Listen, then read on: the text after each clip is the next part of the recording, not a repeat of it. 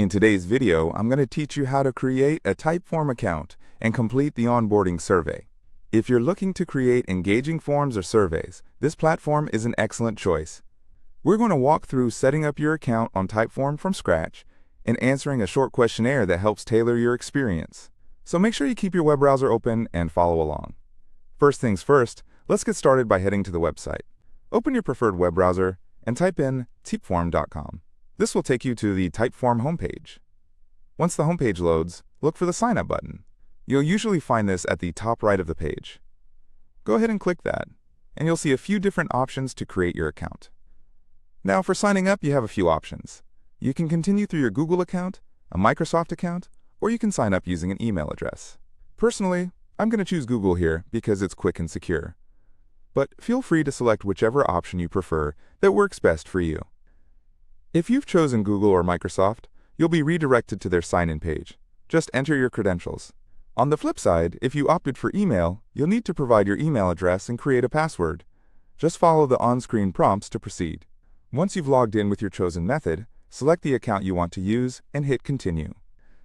Now at this point, your browser might ask you to confirm certain permissions as part of the sign-in process. Make sure to review what's being requested before you proceed. This step is crucial, as it connects your chosen account to Typeform, making it easier for you to sign in later on. And just as a friendly reminder, please make sure you're doing this on a trusted device and a secure network.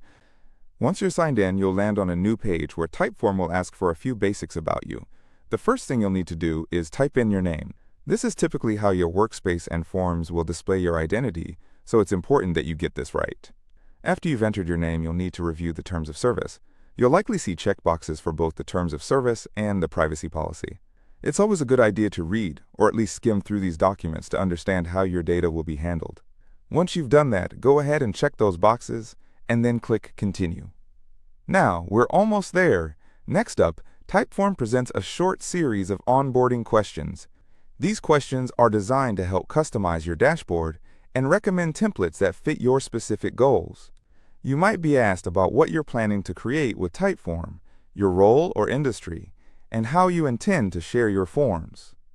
Make sure to answer all the questions honestly and keep your responses straightforward. The more accurate your answers are, the better suggestions you will receive later on.